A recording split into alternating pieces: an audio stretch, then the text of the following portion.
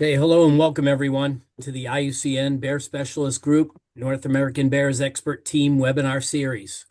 A big thank you to all the BSG members that attended the 7th International Human Bear Conflicts Workshop in Kalispell a couple weeks ago. 25 countries, 320 attendees, and 7 out of the 8 bear species were represented. The BSG had just an incredible turnout, and members from our teams gave the keynote address, were invited speakers, participated in panel discussions, gave oral presentations, and participated in poster presentations. You will see a write-up about this in the next IBN. We have a real treat in store today, the first ever North American Bears expert team and European brown bear expert team. Dual webinar with members from each expert team presenting. The idea for this webinar started after 2 recent and impressive articles regarding brown bear attacks on humans were published in the IBN, one from the US and one from Italy. When we read the articles, Chris and I contacted the co-chairs of the EBBT, Juro and John, about the possibility of highlighting this information and conducting a joint webinar. They wholeheartedly agreed, so we reached out to both the authors to see if they would be amenable to the idea, and luckily they both accepted. So thank you to both of them. This topic is of no doubt of high interest to all our members of the BSG and people around the world. Also a great opportunity to bring these 2 expert teams together for this event and preserve the webinar discussion on the BSG website.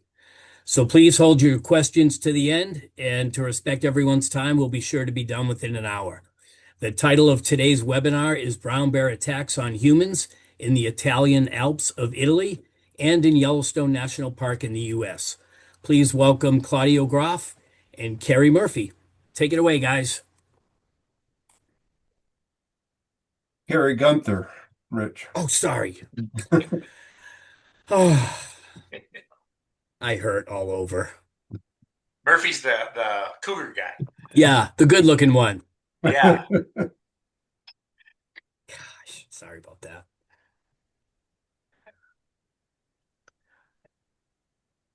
Well, since North American's hosting, maybe Claudio should go first.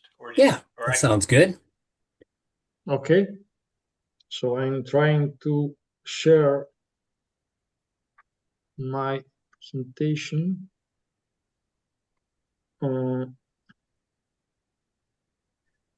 Okay, we see it, just not in presentation mode. Perfect. Is it okay? Yes, sir. Fine.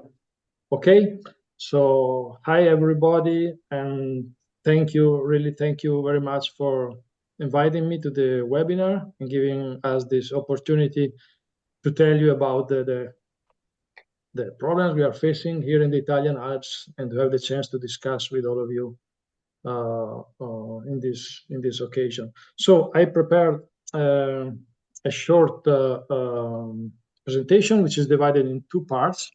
In the first one, I will shortly remember what's the history of the brown bear here in the Italian Alps and the present status. And in the second part, I will tell you something about the context where we are living here, for those of you that doesn't know the area. And then, of course, the focus on the attacks, and last, even some thoughts about the future, about the prospects we are expecting. So for those of you that doesn't know, here in this map, you can see where the small Trentino province, 6,000 square kilometers, is very up in the north of Italy, in the Alps. And I have here some very few pictures to give you an idea of the habitat. This is a coniferous forest. You see that the mountains looks a bit like the Rocky Mountains. We have a really high biodiversity, like with species like golden eagle, bear, chamois, but also the flora is really, we have a really high gradient. Just to give you an idea, things that we have olive trees and glaciers, which are very few kilometers far away each other. So a very small country with very high biodiversity. High peaks, famous for climbers, and In this picture, you can see it's made in fall. This reddish forest here is beech forest, which is the most important habitat for the bear here in this area, the most important food. But in this beautiful habitat, it's crowd of people, mainly in the bottom of the valley, of course. And this picture is quite clear. You can have an idea of what is for one bear, for brown bear, when the night comes, the bottom of the valley, light and noise, and so a lot of barriers. So the history has been a history of decline, of course, like in the rest of Europe. After the Second World War, very, very few bears, nobody knows exactly how many, but maybe 20 or 30 bears were still surviving in Trentino.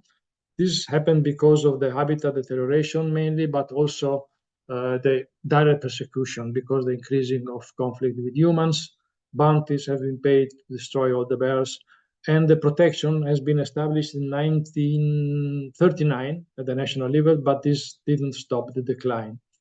The local government started in the 70s, so more than 50 years ago, to manage the situation, but it was probably too late. And so at the end of the century, we had really very few bears, maybe 2 or 3, no more remaining.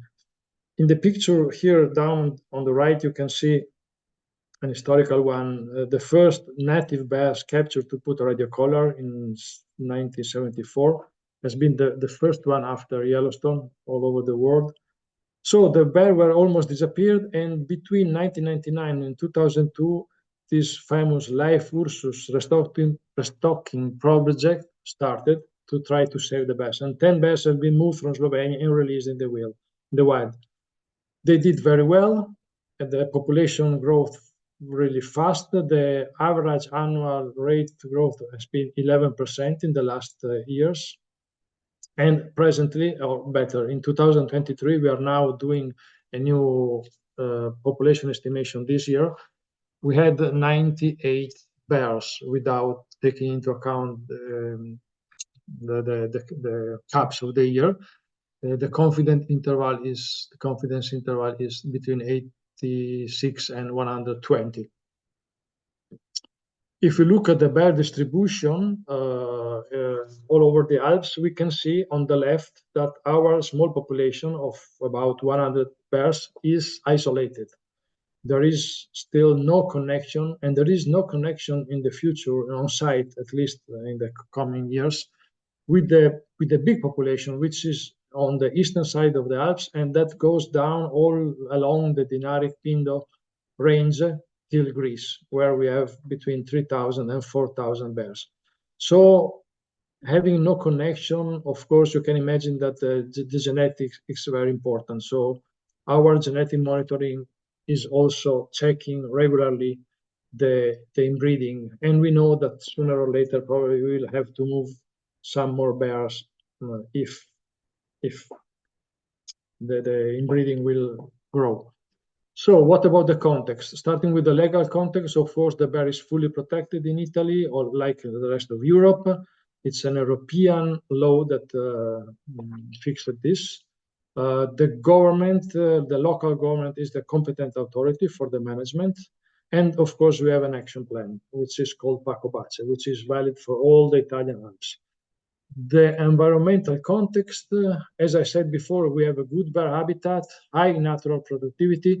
This means that on average, we have 3 to 4 adult bear for 100 square kilometers, so quite a good density. It's also plenty of human origin resources, like livestock, beehives, fruit, of course. And on the other side, we have high human density. That means 88 people per square kilometers and high fragmentation, as I said. A lot of roads, a lot of trees, a lot of urban areas, even more than in the Pyrenees, than in Abruzzo, as I will say later. What about the social context? We have an high social conflict because of fear, that several attacks happen, then we will go more on deep on this, and because of damages. We also feel that there is a disproportionate perception of the risk of bear attacks, but that's it. The fear is really high in this moment. And we check the human attitude every 4 or 5 years. We do some surveys, statistical surveys, And we know the last one has been done last year in 2024. Well, 73% of the Trentino people say they were against bear present and just 21% in favor. So this is really hard data. And last, we have a high polarization between the urban context, which is more tolerant with bears, of course, and the rural context, which is more against. The organization is done mainly by the wildlife department where I work of the province. And then we have a lot of people, around 90 people that are forest rangers working in the field. And then we have a specific team, more a specialized team, like the emergency team, the capture and culling team, and the forensic team, which are 24 hours on duty. Then we have to say that we are managers, of course, we are not scientists. We do not do research, basically. So we need scientific support, which is provided by our genetic lab, of course, by the Veterinary Institute, by the Science Museum, by the National Wildlife Institute, by natural parks, and the international network. This is very important. So the advices of people like you, IBA members, Bear Specialty Group members, Large Carnivore Initiative for You members has been so important, as I will underline even later. The management activities are divided into 6 different activities: monitoring, damages management, emergency management, personnel training, communication, and networking with other regions. So going to the conflicts, of course, you know very well that when you have bears in human-dominated landscapes, this means conflicts, despite all the prevention and communication actions that have been done. According to our action plan, we have 2 kinds, basically, of problem bears: the ones that are dangerous or even high-risk bears, or bears doing a lot of damages. To collect all this data, we have specific reports, of course, and every time we collect, every interaction, we collect data, and we have a database for this, of course. So in the last 20 years, we documented 27 problem bears. 15 of these were dangerous, 7 at high risk, and 5 very damaging. When we say dangerous, according to our action plan, means bears that are repeatedly entering villages despite aversive conditioning, etc., or following people, or trying to enter houses.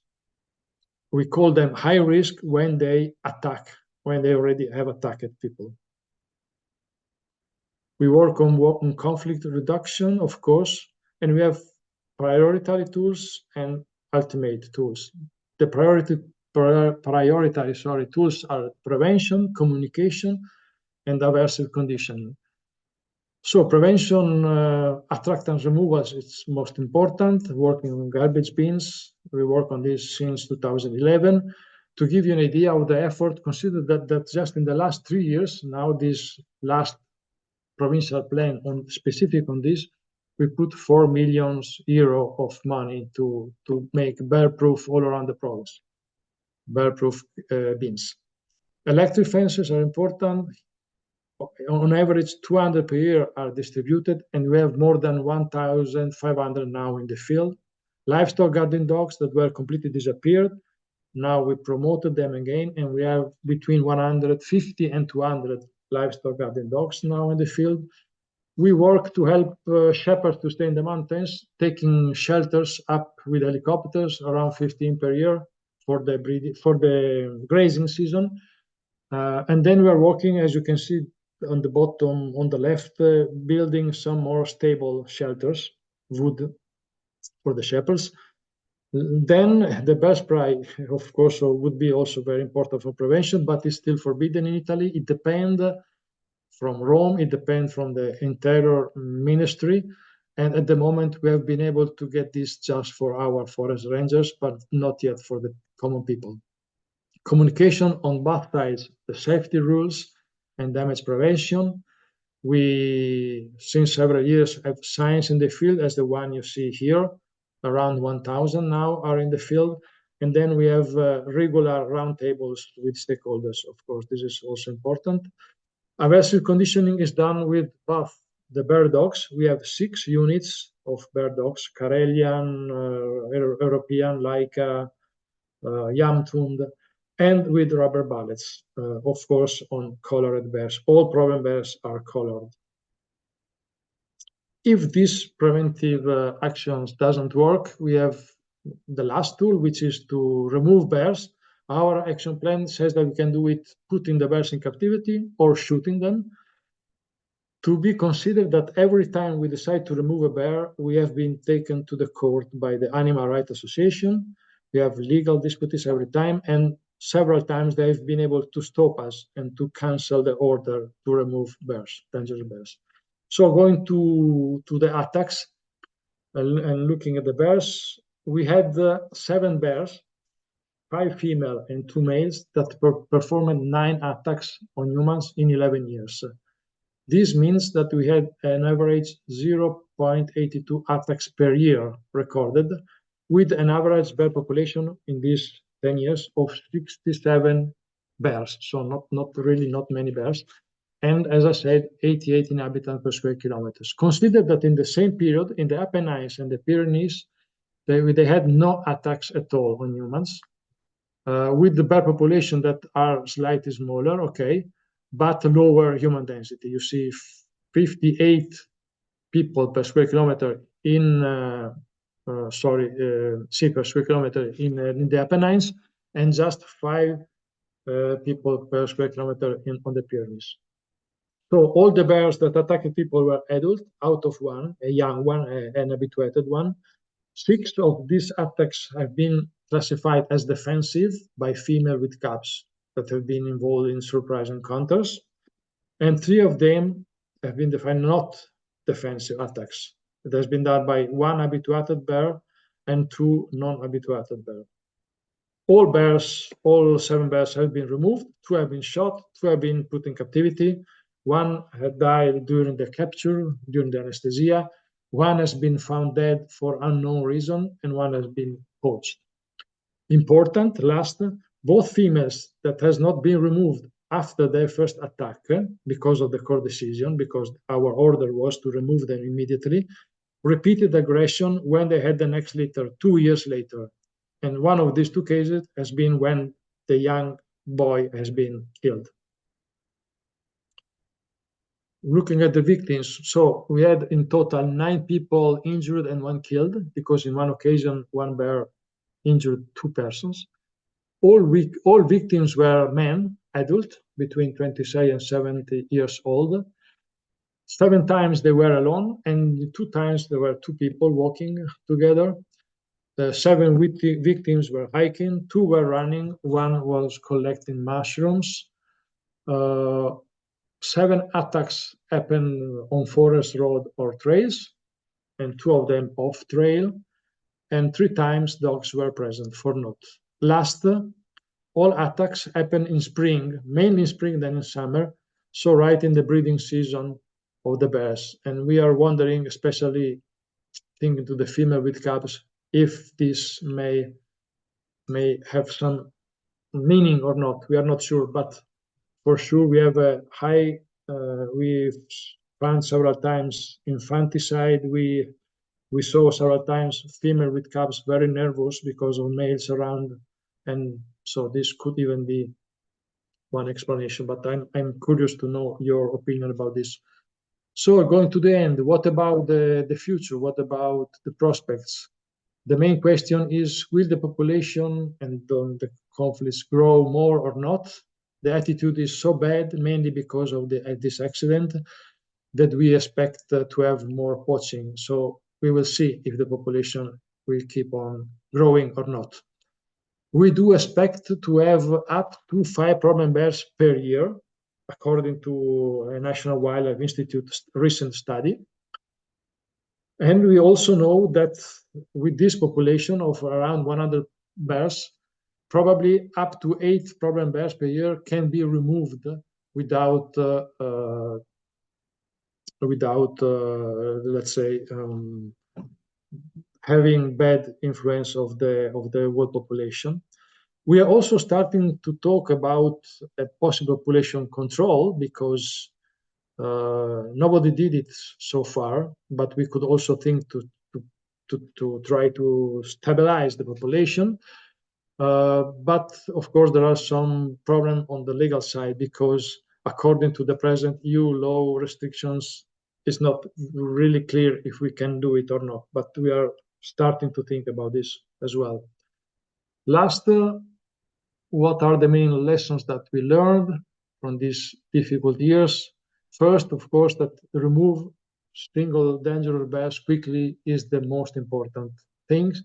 We have to have a management population oriented, so we don't have to take care of by single bears, but about the whole population. Second, the coexistence for sure is possible only if the public safety is guaranteed.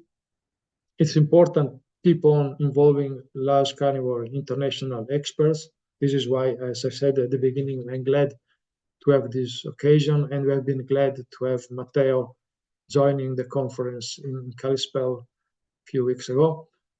Bear spray is another important issue. It's still forbidden, but is needed. We are going on to fight with Rome to get it allowed.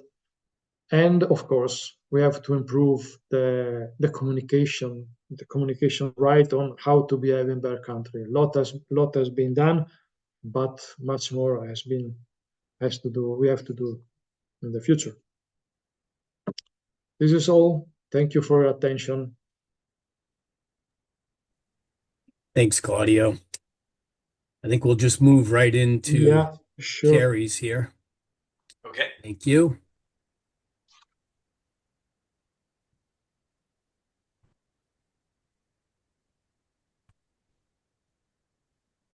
Hello, my name is Kerry Gunther, and I'm going to present some background information on bear-inflicted human injuries in Yellowstone National Park.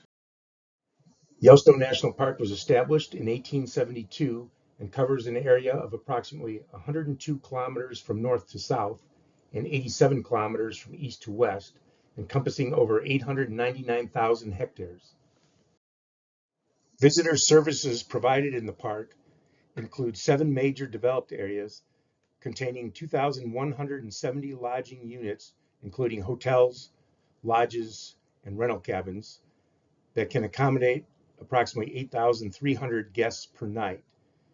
Additionally, the park has 11 campgrounds, 1 RV park, 52 picnic areas, 7 gas stations, 2 boat launches, and 1 full-service marina.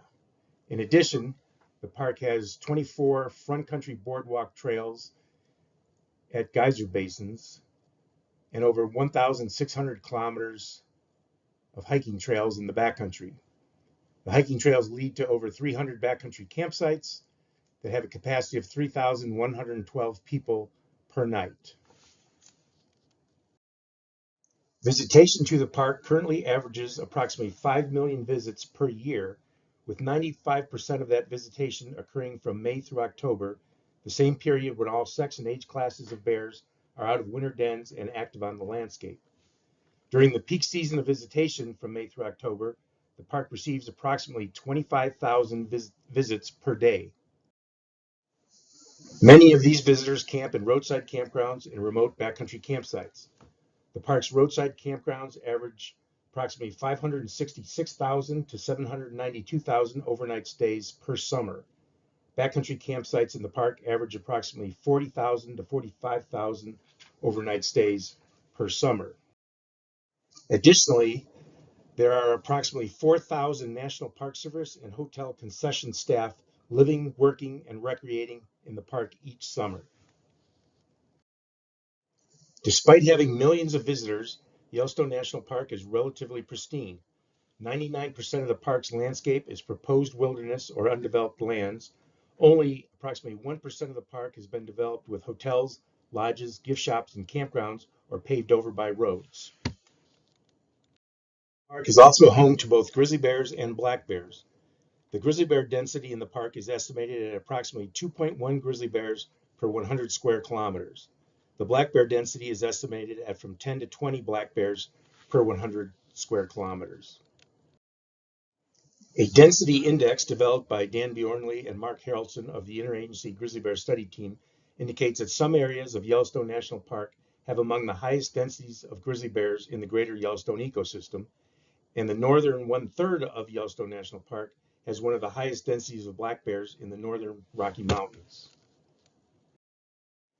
The park's management to reduce human-bear conflicts includes visitor education, providing bear-proof infrastructure, food and garbage storage regulations, and enforcement of those regulations.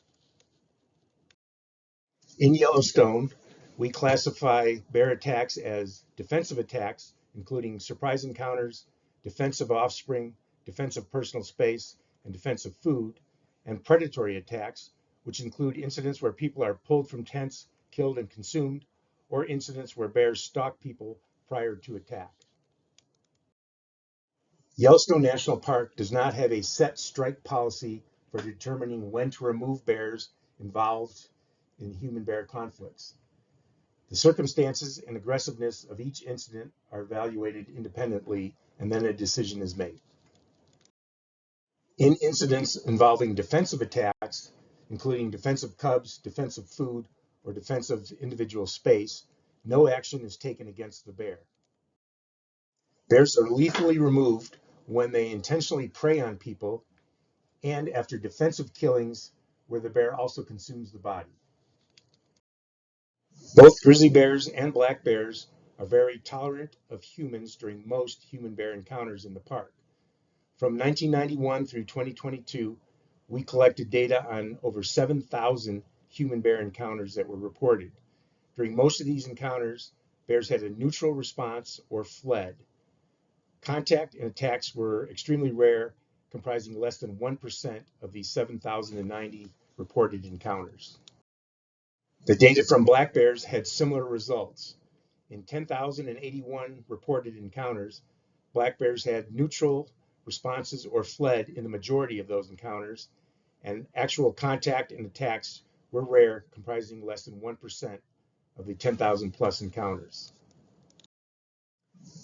Looking at bear-inflicted human injuries during the period of modern bear management from 1979 through 2025, a 47-year period, grizzly bears injured 40 people, an average of 0.85 grizzly bear inflicted human injuries per year. During the same time period, American black bears injured 6 people, an average of 0.13 black bear inflicted human injuries per year. Additionally, there were 3 injuries where the species of bear could not be determined. These all occurred prior to modern day DNA techniques. Looking at grizzly bear inflicted human injuries in the park, we see several characteristics that are common among most of the injuries. 93% of the grizzly bear inflicted human injuries involved small groups of less than 3 people. 92% of the injuries occurred in backcountry areas.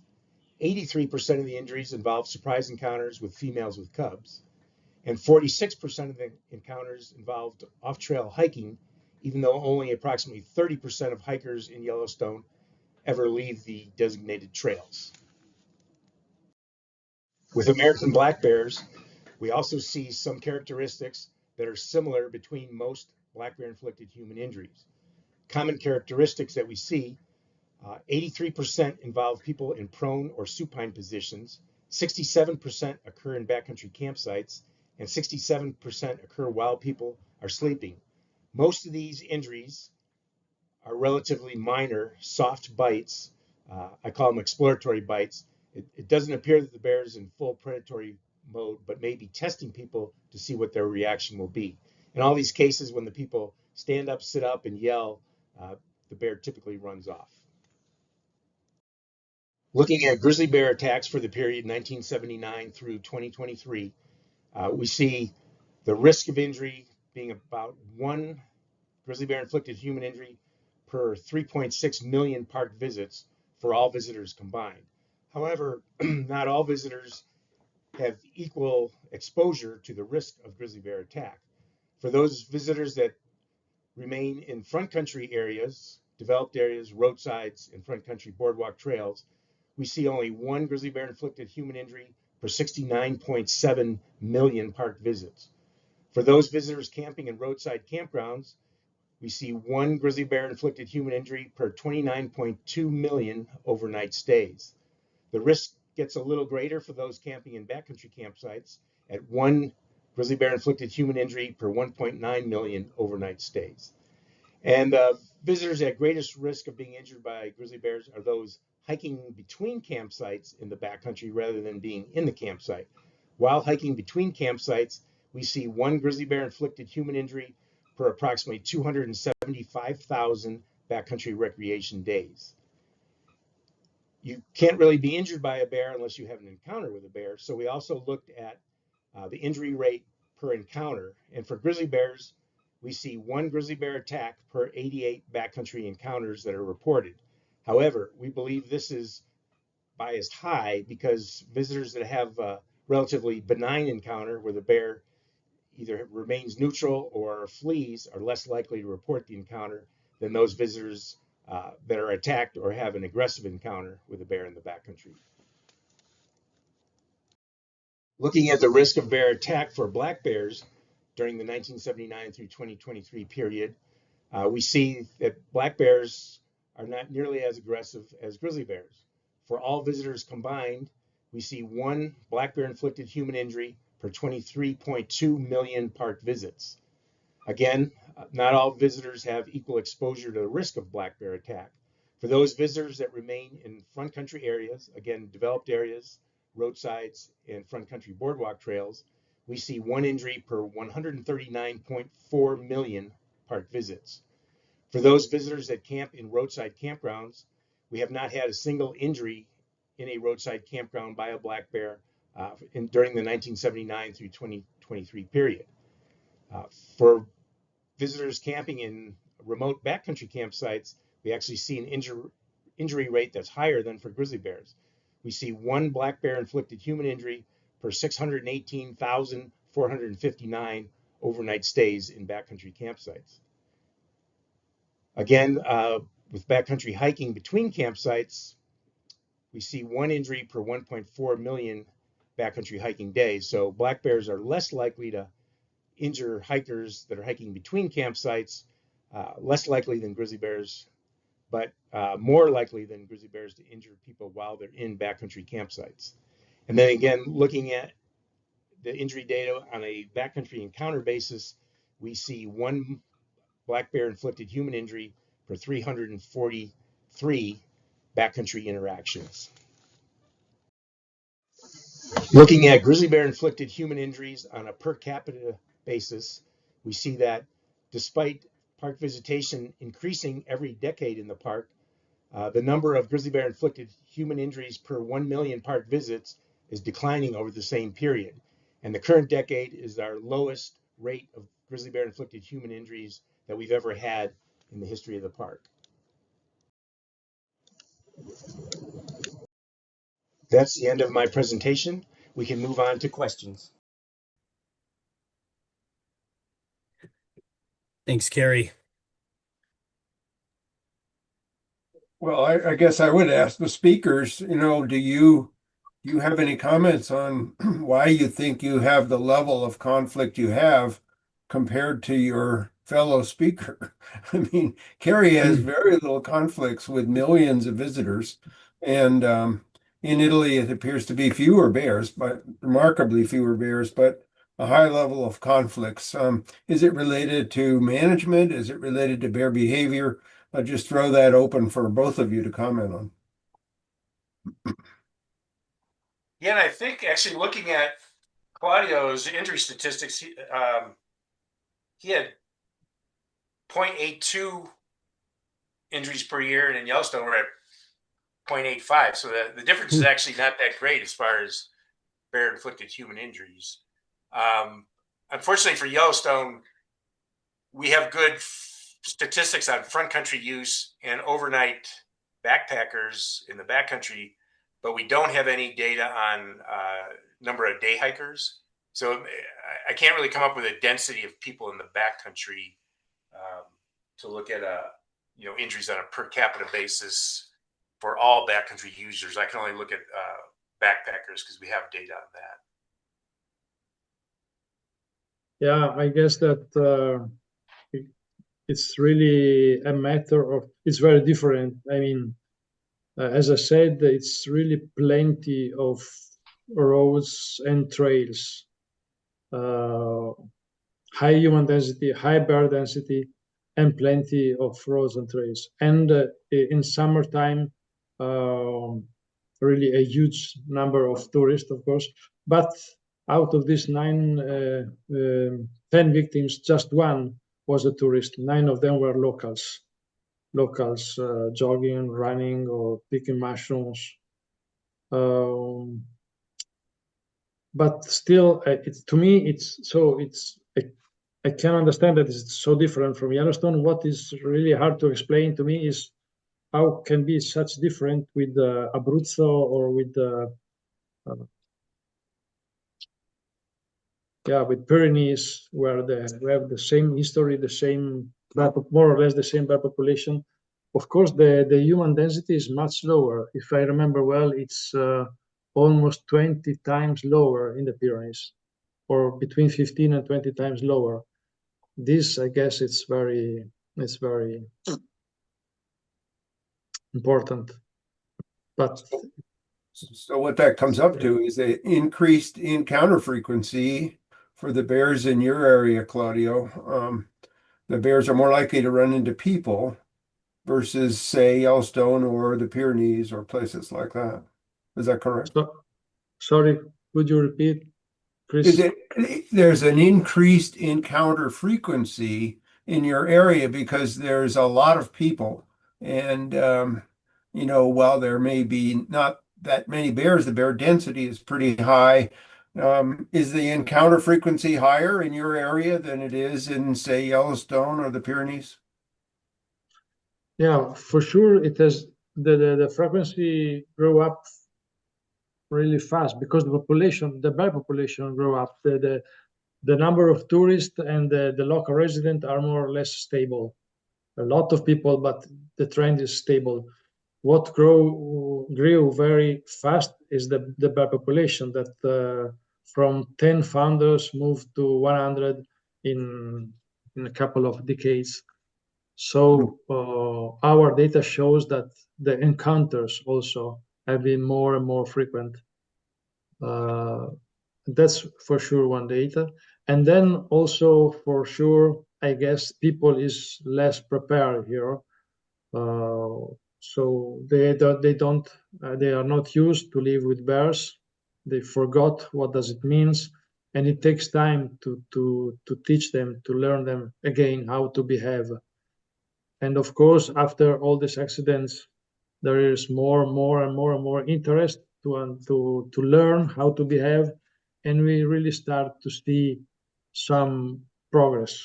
For example, the last one that has been attacked, he told to the media that he was aware that the bear was in the area because there were signs and everything. He was very well aware on how to behave. So he died, he kept passive on the ground, and he had light injuries. So this could be, of course, are really small numbers. It's hard to say, but are some signs that the situation is maybe improving, even because the people is changing.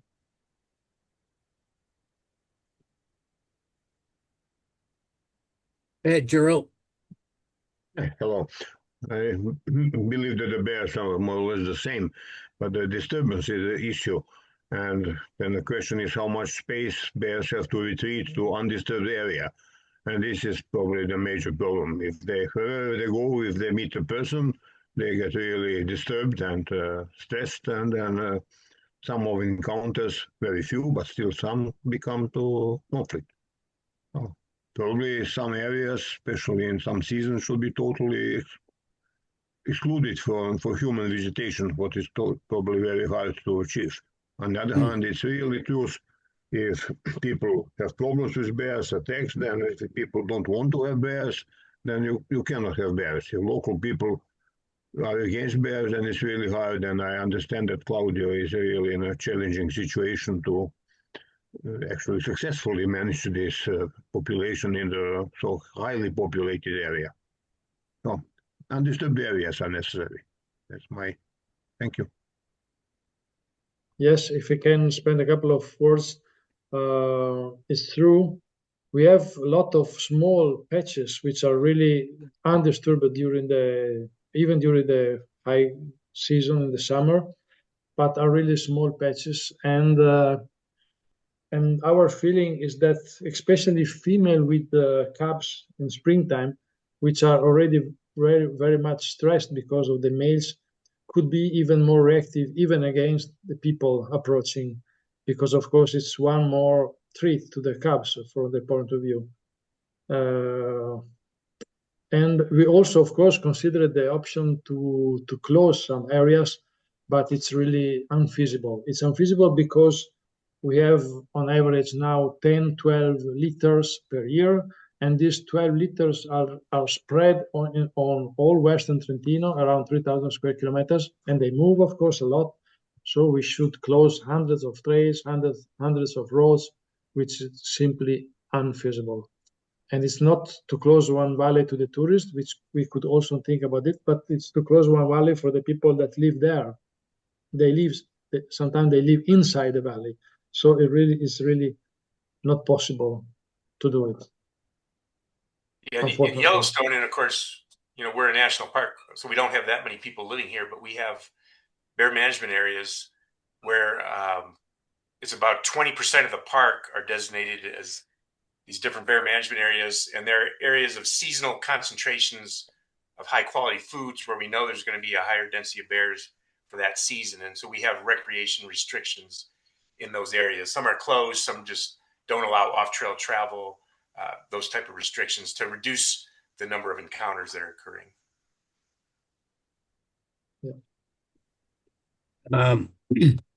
Cecily says she just made a map that she can share with us here in a second, that sort of backs up the point that Juro was just making. So, Cecily, if you want to chime in, and then I'll get to John Swenson. Yeah, sure. So I was just kind of looking in Google Earth, and I have a map of the current occupied range of the Yellowstone population, and I compared it to just northern Italy. I couldn't really put a map around the area, but I'm trying to see how to share. Okay, share.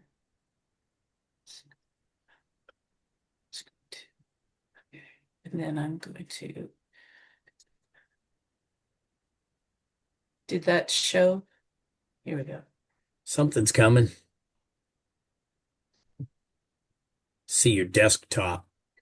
Yeah. Maybe I'll just. Same problem, I think. Yeah, I'll just make the I won't do this here, hold on. Here.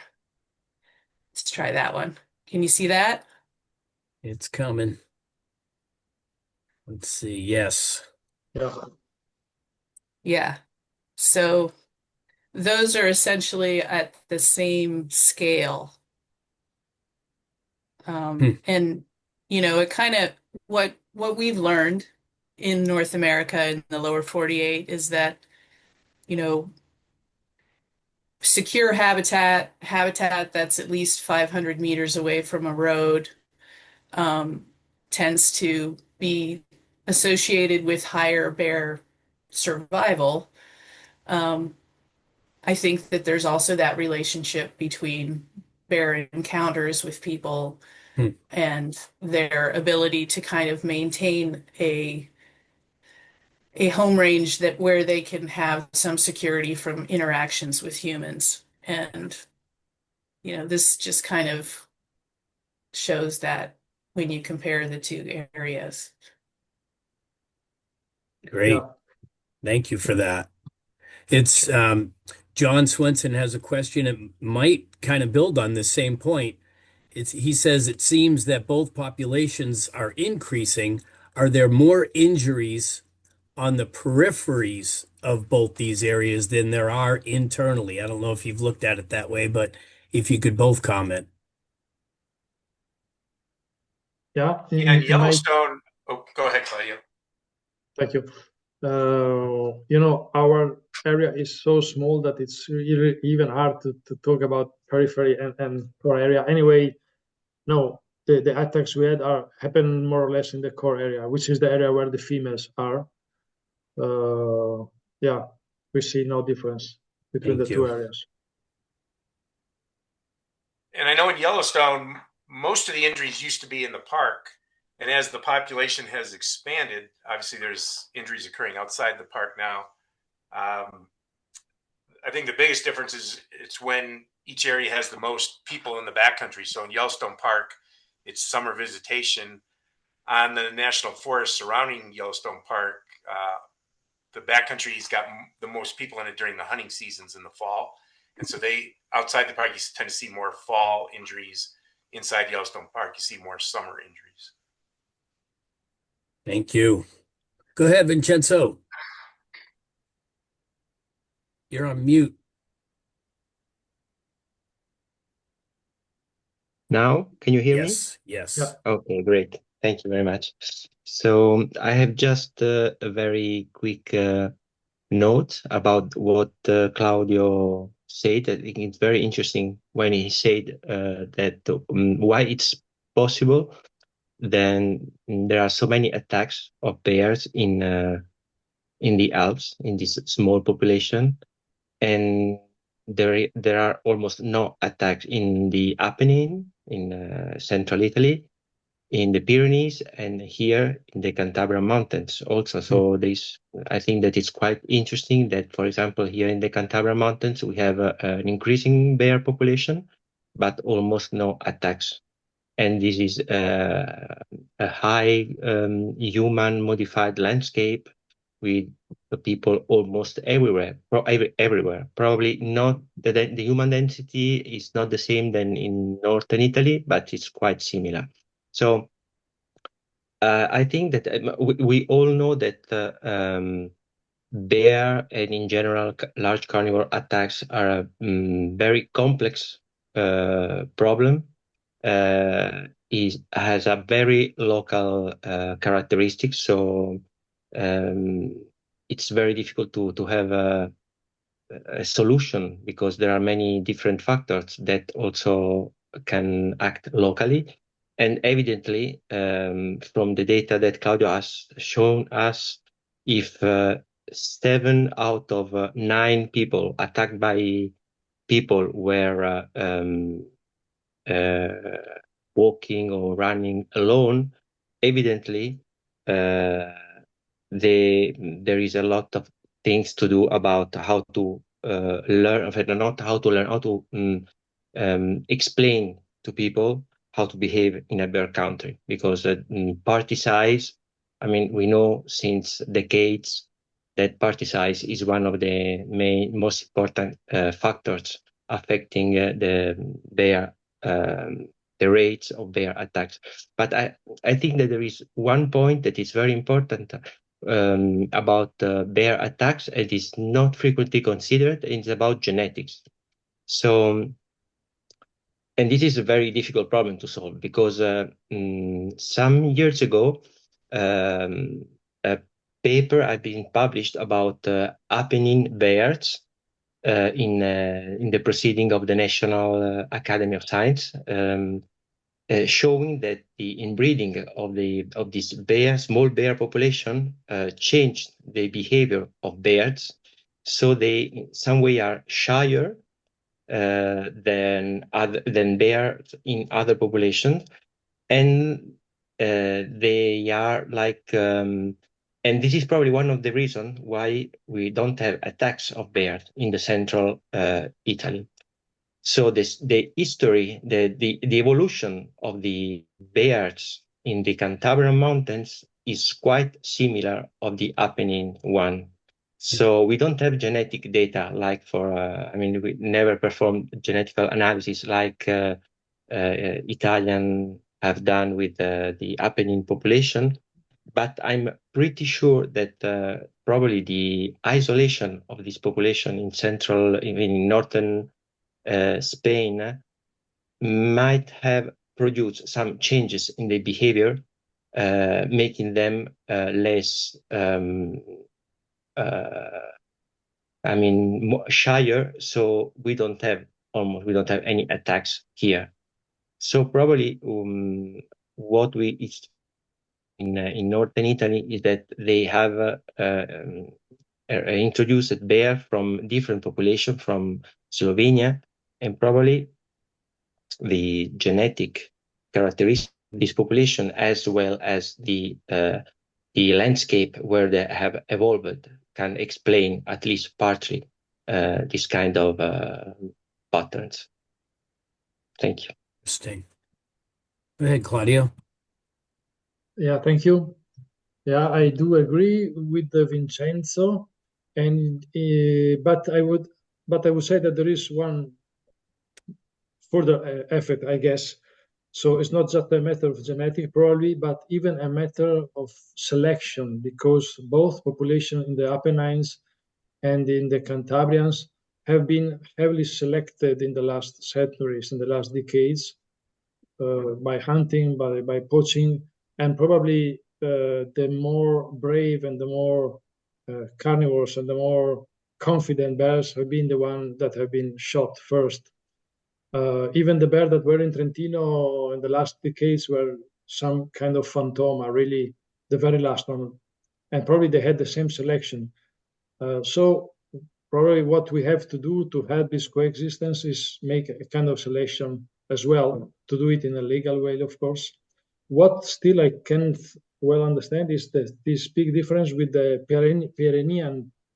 Pyrenees population, because they have the same story as Slovenian bears, almost 100% Slovenian bears. They have some blood of the original population, to be honest. But they have no accidents. But again, they have such a lower human density. So this could explain. Okay. Thank you. Thanks. We're getting close to the end here. Dick had a question, and maybe it's a good one for both. He directed it towards Claudio, but he was just wondering, I think the answer is yes for Claudio. Has the negative attitude towards brown bears increased over the past decade? Yes, absolutely. As I said, we keep we control the change of the human attitude. We did a survival in 1997, one in 2004, one in 2011, and one in 2024. The first two, so before starting and just after the project, they were really positive, more than 70% in favor, and the last two at the opposite, very, very negative. So yeah, it's happening. What is one more thing I want to underline is that this changing, this negative change has been mainly because of the accidents, mainly because of this guy who died. And it's really hard to accept the fact that he died just because of these legal issues in the courts, because the order to shoot the bear 2 years before was ready, and it happened other times. So it's really a pity, because if we could have been able just to implement the action plan, probably the situation now would be much better, and the poaching risk would be not as bad as it probably is. We will see with the results. Thanks, Claudio. Kerry, what maybe speak to the park and the state in general, if you could. I mean, what's your gut feeling on how people are feeling? You know, visitors to Yellowstone Park seem to love bears, and even after we have an injury, we get more flack about removing a bear than we do about a bear hurting somebody. So I think it may be a little different in some of the gateway communities, but park visitors in general are very supportive of bears. And so I wouldn't say we're getting very, very much negative feedback from injuries. Okay. I think that'll conclude it. If you're looking at the chat, there's a couple of good publications in there that'll be useful for this topic if you want to do some additional reading. But thanks everybody for attending, and we will see you all at the next webinar.